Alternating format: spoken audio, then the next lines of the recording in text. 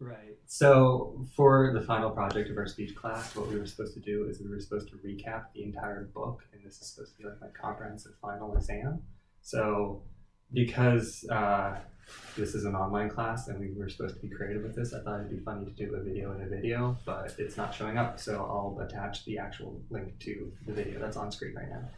And I'll let me take it away. All right, hi. I thought it would be a funny kind of meta joke, considering that we're going to be doing a speech on giving speeches, if I did a video inside a video that's going to end up being watched on YouTube. So, to help structure the speech a little bit, what I've decided to do is I've decided to make a little poster board, and I'm going to be segmenting out each chapter of the book into 20-second segments, which real me is going to give a very brief speech. So, further ado, Whoa, it's twice. A couple of seconds here so it's easier to coordinate with topic 1. And go.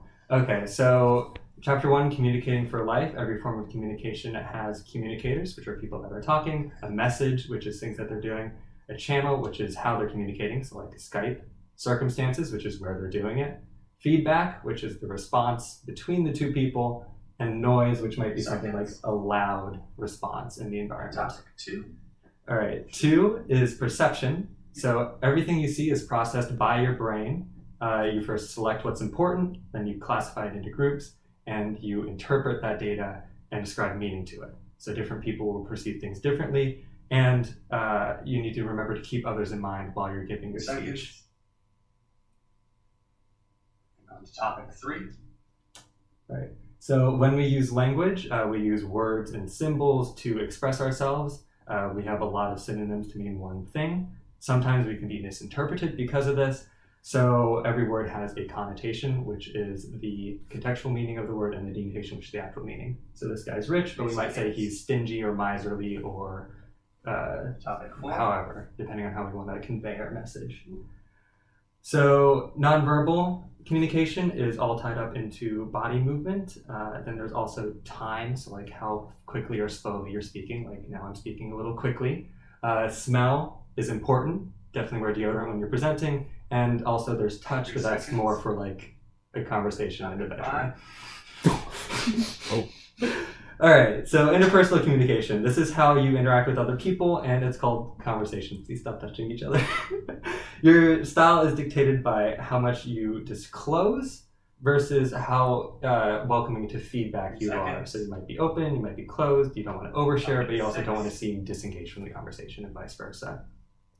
So in relationship building, this chapter is really long, but I thought one of the biggest takeaways was you can use things called I messages. So rather than saying something like, what's wrong with you? Are you dumb? You can say, I wish you would try harder, or I need you to get help, which kind of puts the emphasis on your values rather than their flaws. Making a speech, first you decide the purpose of the speech. Are you going to inform, persuade, or entertain? And then you're going to brainstorm a topic. You're going to pick 3 talking points. Then you're going to pick the key that ties them all together. You're going to consider what you want it is that the audience will take away, write a thesis statement from that takeaway, and then, last but not least, consider your audience. Then onto that, you do research. So the internet, the library, or interviewing people. Organize, you can do temporal, spatial, topical, and then outline everything that you did. So on to topic number 9, this is actually delivering the speech. There are 4 styles. There's impromptu, where you do an off the cuff. There's a manuscript where you have everything written down, memorize where you memorize it, and then extemporaneous where you give it all off the cuff. Have visual aids and be sure to practice. Very important. After that, we have persuasive speeches. So these take moral arguments, facts, and anecdotes to try to convince you of something, whether that's actually doing something or just believing something different. And unlike coercion, there's an implied choice there.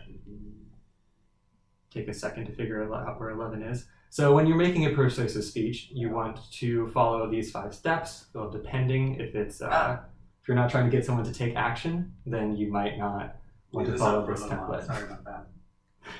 So the first step is to get the audience's attention. Then you're going to present a problem. For example, it's sunny.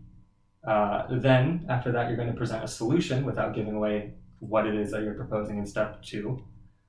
And you're going to say how it's going to solve the problem and how it's better than other options. Then seconds. You're going to say how things would be better with that solution, and you're going to request that they take an action at the end. Okay, so interviews are a scary topic. So this whole chapter was honestly just a whole bunch of tips on how to do a good interview. So have a good resume, prepare for your interview, make a good first impression, expect something called a behavioral interview, where they expect you to say stuff that you've already done and accomplished. Accommodate the channel that you're working with, so Skype. 13. And follow up afterwards. 13, this is more for a professional setting, but it's all about teamwork. You need to understand your teammates' needs. You need to establish why you're in a team and what you're going to do. Stop that. Here, you can stop for 2 seconds. Nope. You need to understand who the leader is, keep records, motivate each other, and have an agenda so you can plan ahead. And last but not least, you need to have your teammates present their feelings at meetings. And then to wrap up, the author did do a personal letter about everything. So every aspect of yourself is communication, whether that's communication with yourself, with others, or with the world. And the nature of who you are is what kind of determines what success you'll have in the future. She kind of rattles on, and I'm kind of prattling on too. So I think really the most important thing is that you need to practice your speech, because everything is speech and you won't always have things like spell check or video editing in the real world. And that's me done.